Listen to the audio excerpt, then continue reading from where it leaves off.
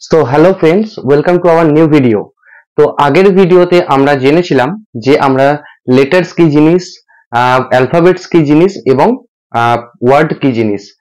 তো আমরা যে আগের জিনিসগুলো জেনেছিলাম, তো লেটার্স কি জিনিস বলেছিলাম যে আমাদের মুখ থেকে যে সমস্ত সংকেতগুলো বের হয় তার লিখিত রূপটাই হচ্ছে আপনার লেটার। তো অ্যালফাবেট কোন জিনিস, যে এ বি সি ডি এগুলোকে যদি আমরা পাশাপাশি রেখে দিই তার যে সমষ্টি হবে সেটা হচ্ছে অ্যালফাবেটস।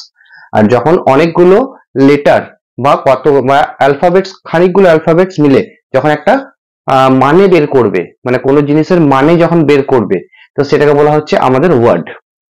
তো আজকে আমরা জানবো যে এই সে আমরা এ থেকে জেড পর্যন্ত যে 26টা আমাদের লেটার্স আছে এর মধ্যে ভাওয়েল কি কি জিনিস, কনসোনেন্ট কি কি জিনিস বা সেমি ভাওয়েল কি কি জিনিস। তো চলুন আজকের ভিডিওটিকে আমরা এবার শুরু করি। বন্ধুরা, আমাদের এখানে দেখুন এ থেকে জেড অবধি কিন্তু আমরা একটা পুরো লেটার্স গুলোকে আমরা 26টা লেটার্স যেগুলো সেগুলো আমরা লিখে নিয়েছি। তো এখানে দেখুন এ থেকে জেড অবধি আমাদের টোটাল কটা লেটার্স আছে? 26টা লেটার্স আছে, তাই তো? তো এর মধ্যে থেকে ভাওয়েল কি জিনিস, কনসোনেন্ট কি জিনিস বা সেমি ভাওয়েল কি জিনিস, তো আজকে আমরা সেই জিনিসগুলোকেই জেনে নেব। তো প্রথমেই আমরা যেটাতে আসবো সেটা হচ্ছে ভাওয়েল। ভাওয়েল বা হচ্ছে স্বরবর্ণ। আমাদের বাংলাতে যেটা আছে যে 12খানা স্বরবর্ণ আছে, তাই তো? তো এখানে এই ইংলিশে রয়েছে মাত্র 5খানা ভাওয়েল বা স্বরবর্ণ। তো সেগুলো কি কি জিনিস?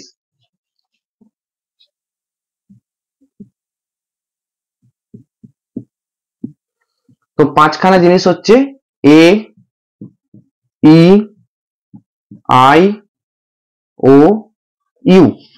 তো এই 5খানা জিনিস হচ্ছে আমাদের ভাওয়েল। কেন এইগুলোকে হচ্ছে ভাওয়েল কেন? কারণ হচ্ছে দেখুন প্রতিটা জিনিস এ, ই, আই, ও, ইউ এগুলো যখন আমরা কখনো উচ্চারণ করছি, তো এদেরকে উচ্চারণ কিন্তু আমাদেরকে কোনো কিছুর ওপরে নির্ভর করে করতে হচ্ছে না, এরা কিন্তু স্বাধীনভাবে উচ্চারিত হয়। যেমন এ, একটা যে কথা, বা হচ্ছে আপনার ই, তো এই যে কথাটা আমরা কিন্তু ভালো করে স্বাধীনভাবে উচ্চারণ করতে পারছি। এই এ ওয়ার্ডটাকে উচ্চারণ করতে গেলে আমাদের কিন্তু কোনো সময় কারোর উপর ডিপেন্ডেন্ট হতে হচ্ছে না, বা আমাদের কারোর উপরে আমাদেরকে নির্ভর হতে হচ্ছে না। তো তাই জন্য হচ্ছে এটা। তো এ, ই, আই, ও, ইউ এগুলো হচ্ছে স্বরবর্ণ বা ভাওয়েল বলা হয়, কারণ এই জিনিসগুলিকে উচ্চারণ করতে গেলে কারোর উপর নির্ভর করতে হচ্ছে না।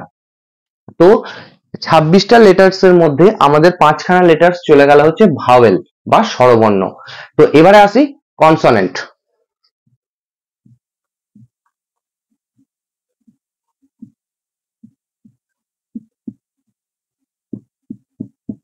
তো কনসোনেন্ট কি জিনিস? তো কনসোনেন্ট হচ্ছে আর কিছুই না, বাংলাতে যেটাকে বলা হয় ব্যঞ্জন বর্ণ। তো ভাওয়েল হচ্ছে স্বরবর্ণ আর কনসোনেন্ট হচ্ছে ব্যঞ্জন বর্ণ। তো এখানে যদি আমার ভাওয়েলের মধ্যে যদি 5টা চলে যায়, তাহলে 26টা থেকে যদি 5টা আমার ভাওয়েল চলে গেল, তাহলে কনসোনেন্ট কটা পড়ে রইলো? বাকি যে জিনিসগুলো পড়ে রইলো টোটাল 21, মানে 21খানা। তো এ, ই, আই, ও আর হচ্ছে আপনার ইউ, এই 5টা জিনিসকে বাদ দিলে বাকি যে 21খানা পড়ে রয়েছে সেগুলোকে আমরা বলছি কনসোনেন্ট। তো কেন বলছি, দেখুন একটা জিনিসকে ভালো করে দেখে, আমরা যদি বি উচ্চারণটা করি তাহলে বি এর সঙ্গে কি হচ্ছে? বি প্লাস ই, তাই তো? উচ্চারণটা তো তাই হচ্ছে।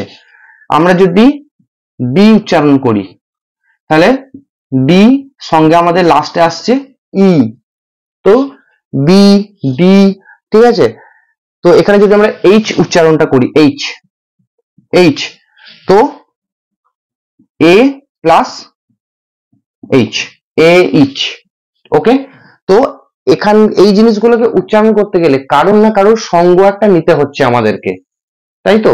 তো এই সঙ্গ যাদেরকে নিতে হচ্ছে তারাই হচ্ছে কনসোনেন্ট, আর যারা স্বাধীনভাবে উচ্চারিত হচ্ছে তাদেরকে আমরা বলছি ভাওয়েল।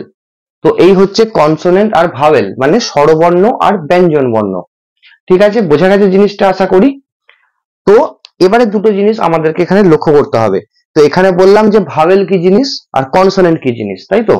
এবার একটা জিনিস এখানে আমরা দেখব যে এখানে তো আমরা সব কটাকে আমরা যা লিখেছি ব্লু কালিতে লিখেছি। তো তো এখানে ডাব্লিউ এবং ওয়াই এই দুটো জিনিসকে আমরা ব্ল্যাক কালিতে লিখেছি। কেন লিখেছি? কারণ এই দুটো একটু আলাদা ধরনের জিনিস। এই দুটোকে আমরা বলছি কি সেমি ভাওয়েল।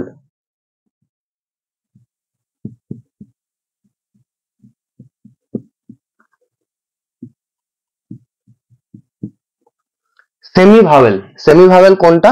ডাব্লিউ এবং ওয়াই। ঠিক আছে, এবার ডাব্লিউ, কেন ডাব্লিউ বা কেন হচ্ছে ওয়াই? কারণ এই দুটো জিনিস যখন বাক্যে কোথাও প্রথমে বসে, ঠিক আছে, তখন এরা কনসোনেন্টের মতো আচরণ করে। ঠিক আছে, আর যখন বাক্যের বা শব্দের ওয়ার্ডের শেষে বসে তখন এরা কিন্তু ভাওয়েলের মতো একটা আচরণ করে। মানে এদের দু রকম আচরণ আছে। যদি বাক্য বা শব্দের প্রথমে বসে তাহলে এরা হচ্ছে কনসোনেন্টের মতো আচরণ করবে, আর যদি বাক্যের বা আপনার ওয়ার্ডের শেষে বসে তখন কিন্তু এরা ভাওয়েলের মতো আচরণ করবে। তাই এদেরকে বলা হচ্ছে সেমি ভাওয়েল। তো কেমন জিনিসটা হচ্ছে,